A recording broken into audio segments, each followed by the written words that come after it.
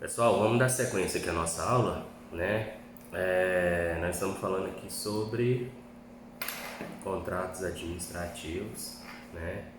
E especialmente nós estamos falando agora sobre parceria público-privada, né?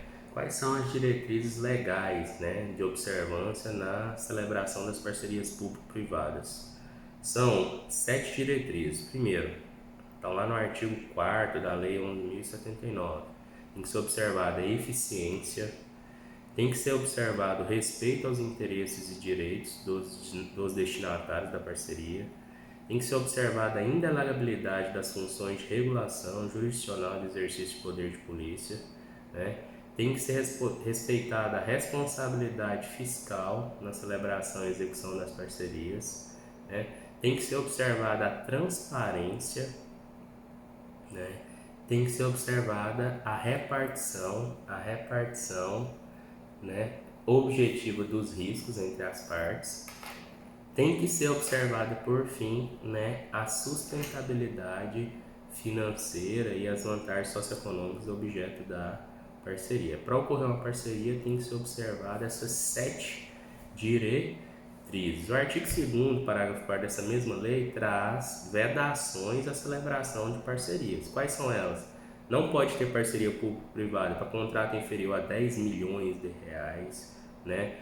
Período de prestação de serviço não pode ser inferior a 5 anos, né? E o fornecimento, né, de mão de obra, fornecimento de instalação de equipamentos deve ocorrer, né, para a execução da obra pública, certo? Beleza.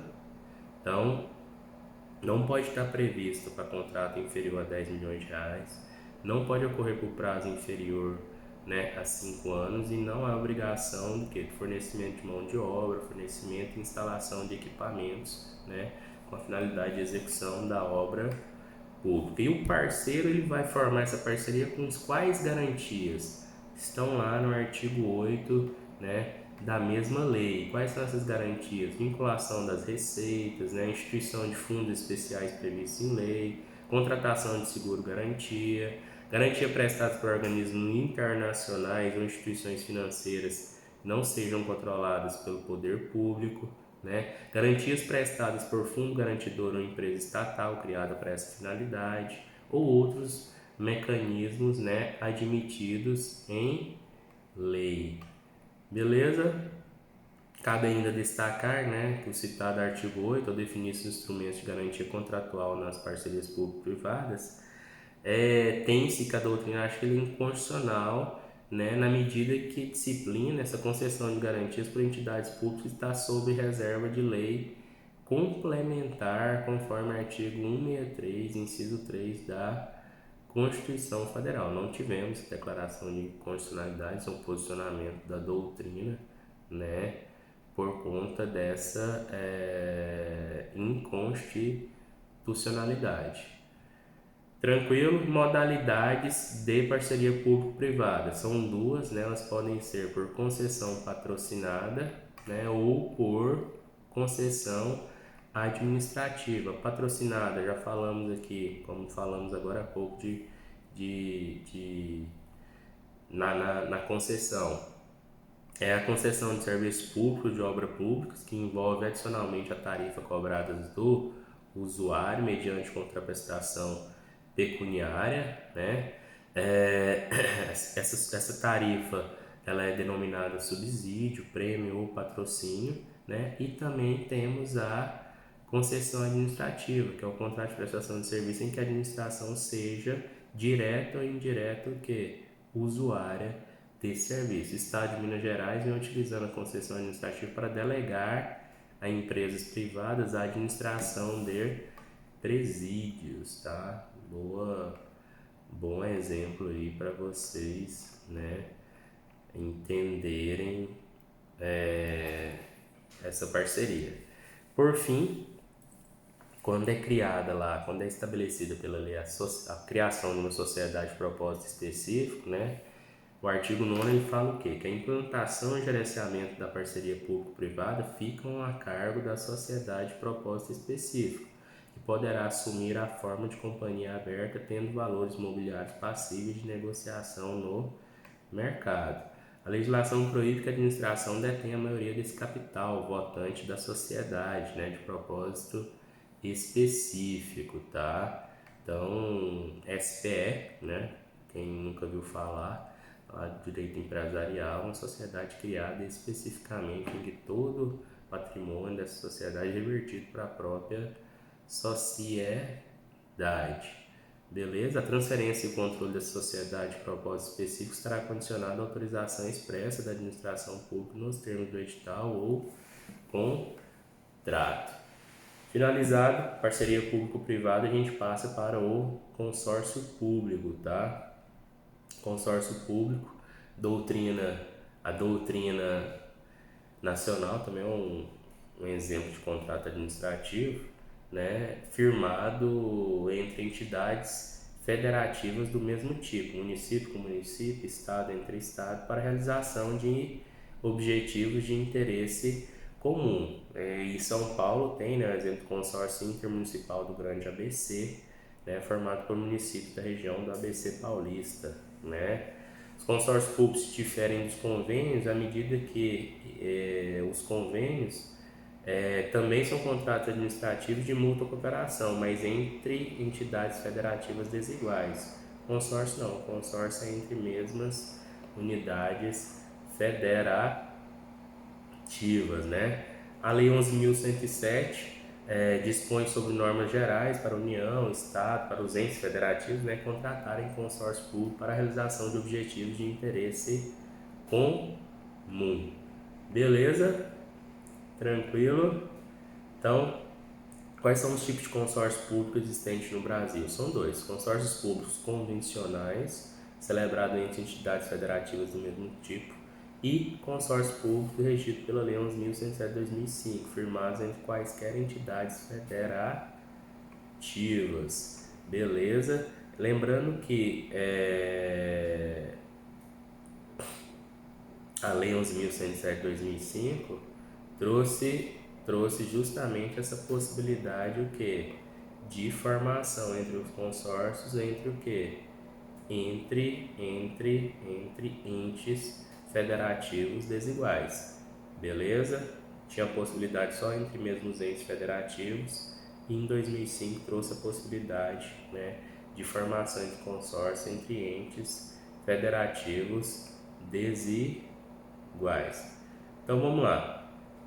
Qual foi a base dessa lei 11.107 de 2005? A base constitucional está lá no artigo 241, que diz: União, Estados Federais, Distrito Federal e município disciplinarão por lei os consórcios públicos, convênios de cooperação entre os entes federados, autorizando a gestão associada de serviços públicos, bem como a transferência total ou parcial de encargos, serviços, pessoal, bens essenciais à continuidade dos serviços transferidos, tá? São aplicáveis a todas as esferas federativas e tem natureza jurídica de lei o que?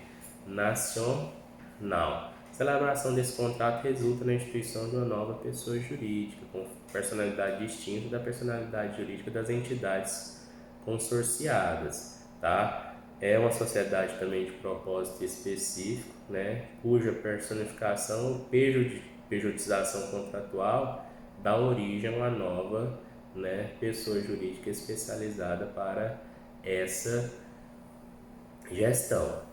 Beleza?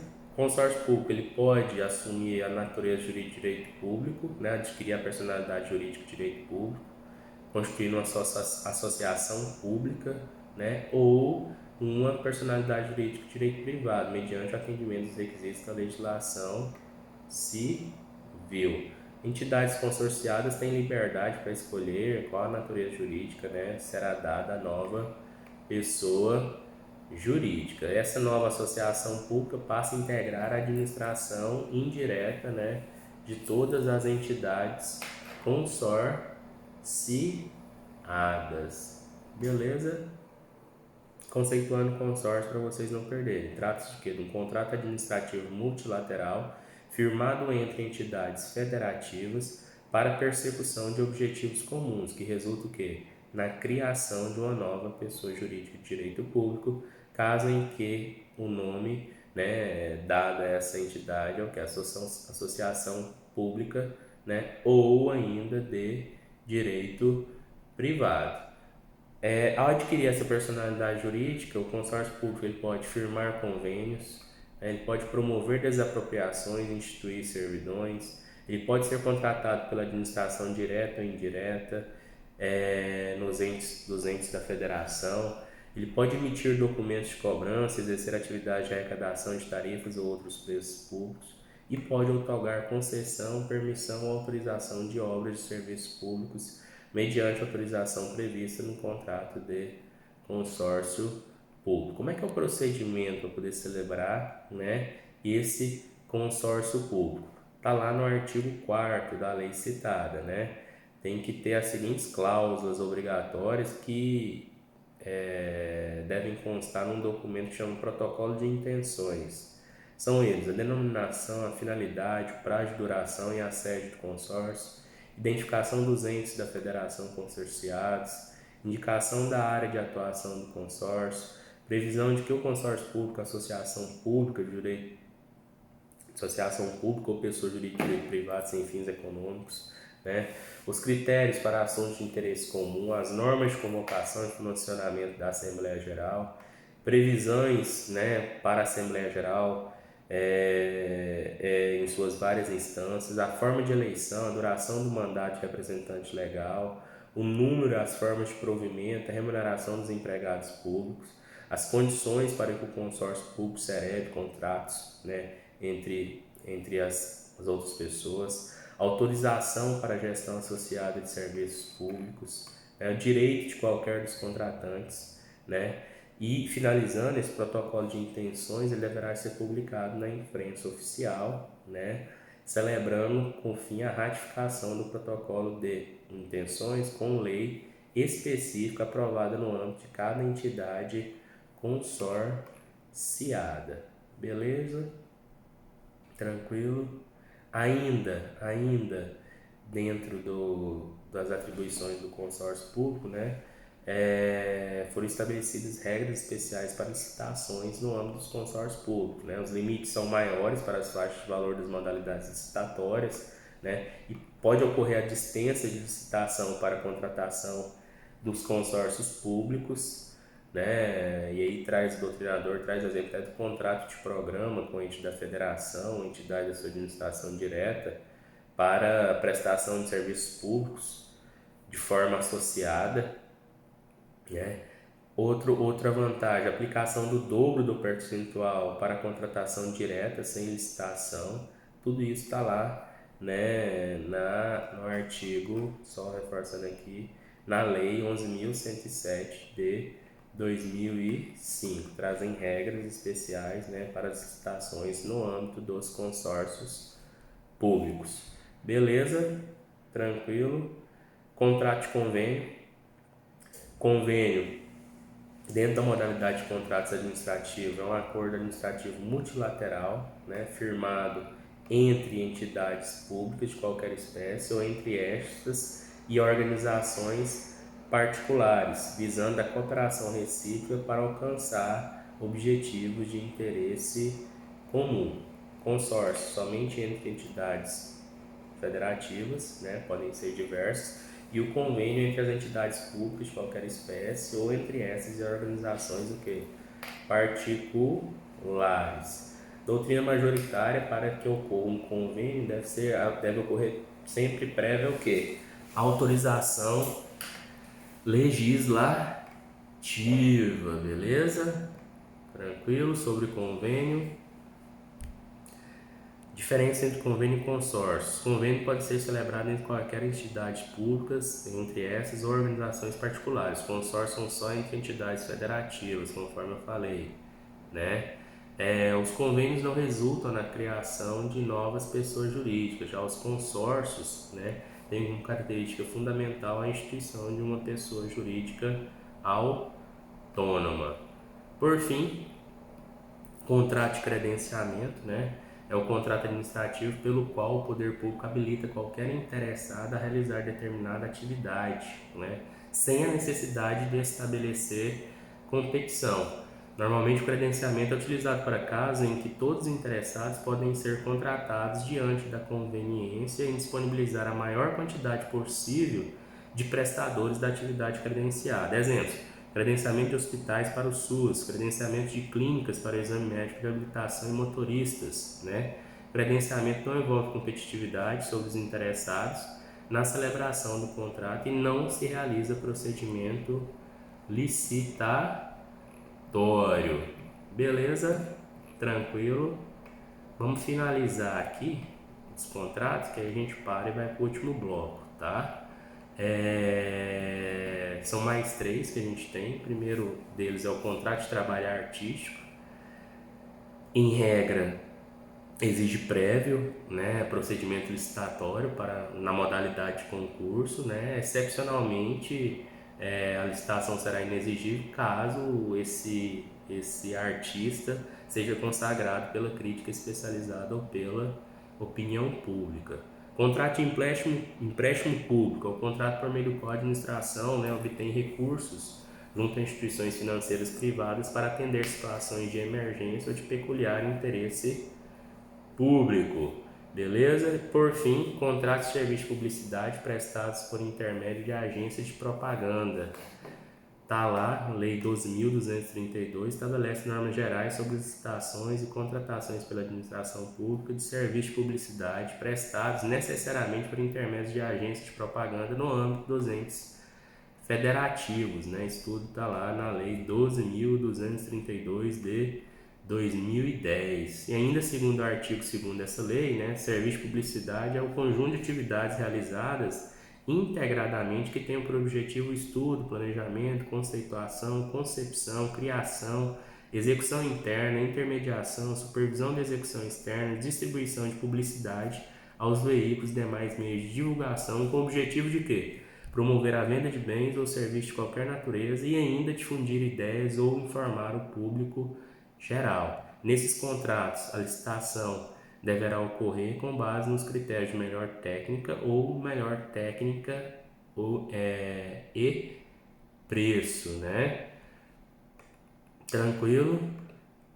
Pode ocorrer a multi-adjudicação, né? Consiste naquela situação que a gente já falou da possibilidade do objeto ser adjudicado a mais de um licitante, né? E após, se acontecer o caso de multi-adjudicação, será promovido um novo processo seletivo, né, com regras fixadas pelo órgão público para somente essas agências, tendo a finalidade de selecionar quem irá celebrar o contrato. É uma competição após a licitação.